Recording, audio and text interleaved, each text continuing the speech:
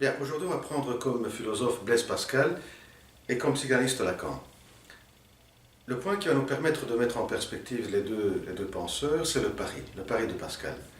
En effet, c'est ce que Lacan a fait. Nous, on va un petit peu résumer cette partie du séminaire d'un autre à l'autre de Lacan, où il développe toute cette question du pari de Blaise Pascal. Alors, on va commencer par Pascal, expliquer en quoi est-ce que ça consiste, de manière très brève, le pari.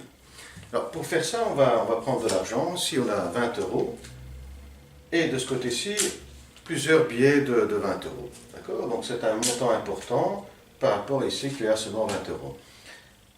Alors, on va voir concrètement avec l'argent en quoi ça consiste. Eh bien, il y a une première position qui est celle de dire, voilà, eh bien, j'ai 20 euros, je tiens ces 20 euros et je ne vais pas miser. Donc, parce que j'ai peur de perdre l'argent, donc je tiens les 20 euros que j'ai, je vais jouir de ce que j'ai. Ça, c'est un peu ça. Alors, dans ce cas-ci, eh bien, c'est sûr que si Dieu existe, eh bien, je n'aurai pas tout ce montant d'argent. Que dans le langage de Blaise Pascal, ce serait, on n'aura pas toute une infinité de vies, pas une vie, pas deux vies, pas 20 euros, pas 30, 40, pas 3, 5, 6 vies, mais une infinité de vies heureuses. Et là, on aurait une jouissance infinie. Donc, pour une petite jouissance que Blaise Pascal dit c'est presque, c'est rien, ce sont des plaisirs mondains très restreints, très restreint et ça correspond à presque rien parce que par rapport à toutes ces vies-là infinies heureuses, eh bien, ici, ce montant n'est presque rien. Ces petits plaisirs montains auxquels je renonce, c'est presque rien. C'est rien, dit Blaise Pascal. Donc, je ne renonce pas à ces 20 euros, je ne gagne pas. Donc, je ne gagne pas tout cet argent, toutes ces vies heureuses si Dieu existe. Et si Dieu n'existe pas, eh bien, je ne gagne rien du tout, non plus. Donc ça veut dire, on pourrait dire d'autres termes que si Dieu existe, ben, je perds tout un montant. C'est ça que Blaise Pascal va mettre un peu l'accent sur ça. Je perds toute une série de vies heureuses. Donc, en tenant ces petits plaisirs de rien mondain, je perds, dans le cas où Dieu existe. Et s'il n'existe pas, eh bien, je n'aurai rien gagné. Dans les deux cas, je suis perdant. Voilà, ça c'est un peu le pari dans le cas où je tiens ces plaisirs mondains, dans ce cas-ci, c'est 20 euros. L'autre situation, l'autre cas de figure, c'est où, voilà, je renonce à ces 20 euros, je renonce à ces petits plaisirs mondains, et qu'est-ce qui va se passer, voilà, si Dieu existe? Ben, si Dieu existe, j'aurais gagné toute une série de vies heureuses, une infinité de vies heureuses, et si Dieu n'existe pas, eh bien, je n'aurais rien perdu et rien gagné.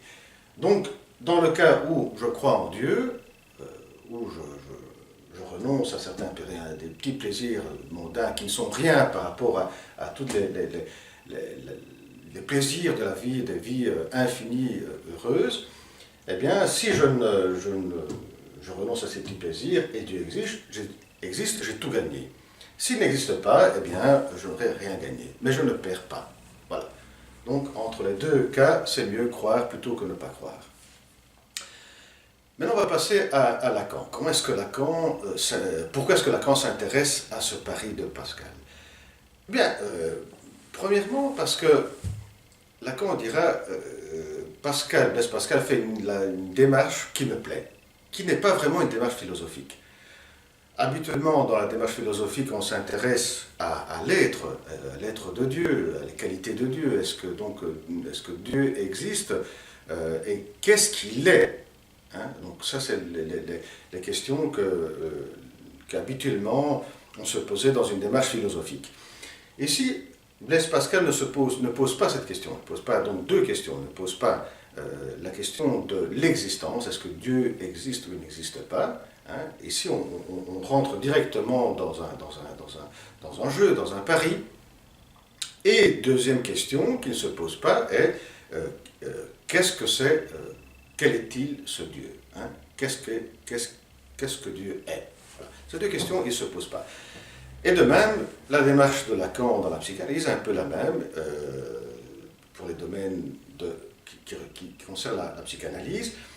On ne se pose pas la question, par exemple, de l'existence, de la nature, du jeu. Hein.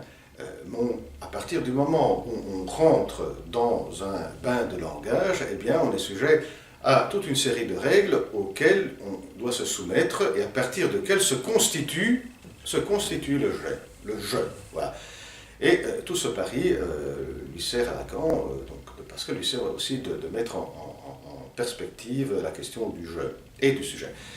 L'autre aspect qui est très important pour Lacan, ce sont les termes en jeu. Donc, il n'y a pas de questions qui sont posées et d'emblée, le sujet entre dans une structure où des règles sont posées et à partir de ces règles se constitue un jeu.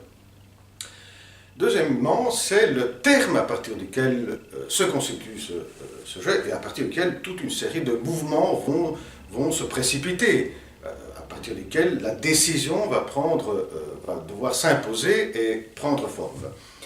Mais le terme principal est la jouissance. Voilà, la jouissance. Tant est que Lacan dira ce pari, évoque à nous la topologie de la jouissance qui représente la topologie du sujet. Alors, le terme central est la jouissance, et les autres termes qui sont en mouvement avec la jouissance sont la perte et la récupération. Dans la mise de jeu, voilà, c'est une petite mise où on a une grande mise ici, ce qu'on peut gagner, c'est un des plaisirs plusieurs vies heureuses, c'est une jouissance absolue, que pour la psychanalyse sera la jouissance interdite, du côté du grand autre, du côté pour Blaise Pascal, du côté de Dieu, où il y a après la possibilité de perdre et de vouloir bien récupérer, la récupération, de gagner quelque chose. Voilà. Ça, c'est un peu les termes. Donc, jouissance, la perte, que pour Lacan sera l'objet pita, et la récupération. Bon, comment situer ces termes qui peuvent sembler un peu comme ça, un peu loin de la clinique, avec la pensée de Freud? Eh bien, il faut directement évoquer un schéma qui est à la base de la pensée de Freud, qu'on va l'expliciter, et sur lequel, après Lacan, on va bâtir et construire tout un développement qui concerne aussi le pari de Pascal. Alors, le schéma est le suivant. On va aller très vite. Donc, le petit bébé, il suce le sein de la maman, et il en tire un plaisir, une jouissance très importante. Quand il s'endort, ou quand il est en train de s'endormir, il pense à ce sein parce qu'il a envie, il veut de nouveau sentir ce plaisir, cette jouissance. N'ayant pas devant lui ce sein, qu'est-ce qu'il va faire? Il va halluciner, donc le processus d'hallucination, il va halluciner le sein pour en tirer quelque plaisir. Il hallucine, il en tire du plaisir, mais ce n'est pas le plaisir qu'il s'attendait, parce que ce n'est pas un sein réel. Ce qu'il va faire après, c'est donc aller chercher dans la réalité, dans le contexte, il va chercher le sein. Par la suite, le sein, il ne trouvera pas, ce sera des substituts, et quand il a un substitut, par exemple le biberon, il en tire un plaisir, mais ce n'est pas le plaisir qu'il s'attendait non plus. Alors, Lacan va reprendre ce schéma en ajustant, en introduisant quelques nouveaux termes. La représentation du sein que l'enfant hallucine, et qu'après il va rechercher à l'extérieur, eh bien c'est celle-là, c'est le trait lunaire, qui est pris du côté du langage, mais qui est pris aussi du côté du grand autre de la mère, qui sera l'objet interdit. et donc une jouissance interdite. Donc ce sein, c'est le 1, il va le chercher dans les pensées, dans la réalité. Quand il le retrouve dans les pensées ou dans la réalité, eh bien, ce qui va prouver comme jouissance n'est pas celle qui s'attendait. Et de l'écart entre la jouissance qui s'attendait et celle qui obtient, il y a une perte, hein, il y a un moins. Hein, on pourrait dire entre le 1 d'une jouissance attendue et la jouissance qu'il obtient réellement, eh bien, il y a une perte, et c'est cette perte-là qu'il va vouloir récupérer, hein, à chaque fois dans le mouvement qui va venir après. C'est la répétition de toujours essayer de retrouver cette jouissance originale qu'il ne retrouvera jamais. Et chaque fois il y a une perte, et cette perte causera le désir pour rechercher de nouveau l'objet du désir qui peut lui donner une certaine jouissance.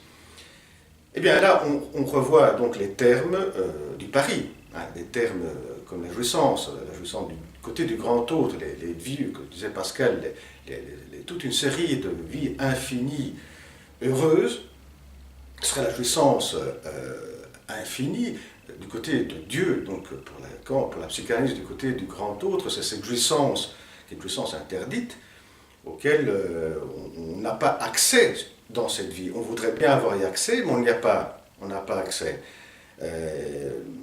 Par contre, ce qu'on a accès, ce sont après des mouvements où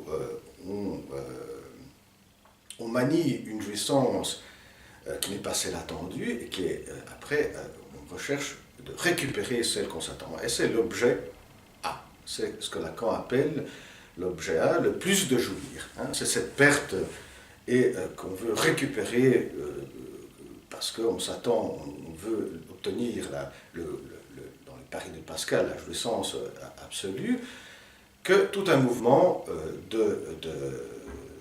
du rapport du sujet à la jouissance se met en œuvre.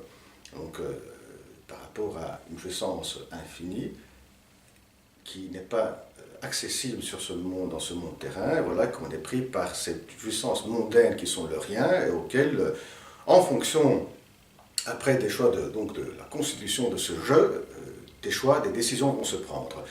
Et dans le cas de la psychanalyse après, et Lacan fait aussi référence, va s'attarder à expliciter les positions, les décisions qui sont des décisions pathologiques. Par exemple, la décision de l'obsessionnel, qui est celle de préférer avoir un rien, de ne pas jouir de ce qu'il a, pour nier la jouissance de l'autre. Mais ça, c'est un exemple, il y aura tout autre exemple. Mais ce sera certainement une façon après d'aller dans les détails d'un point de vue clinique qui sort un peu de l'objectif de cette vidéo. Eh bien voilà pour cette vidéo. À la prochaine, au revoir.